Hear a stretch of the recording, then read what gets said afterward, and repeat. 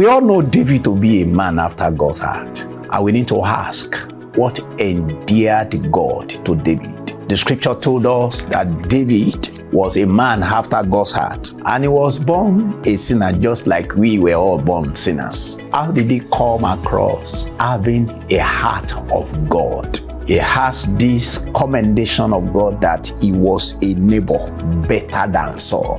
What made David to be a man who walked with God? Because the Bible told us that he was a man who lived his life to fulfill his own destiny in his own generation. There is much to be said about David, which peradventure you are yet to hear, which I would like you to know. And God has packaged it here in this booklet, fulfilling your destiny in your generation.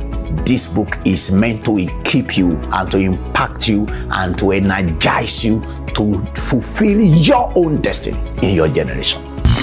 If you're ready to step into God's designed destiny for your life, get your digital copy of Fulfilling Your Destiny in Your Generation for a 50% discount of 260 Naira only. Click the link below to get your copy now, or you can order for your hard copies by reaching out to us on our social media handles at tregomedia, or call these numbers 0916 518 8620 or 0814 751 1776. God bless you.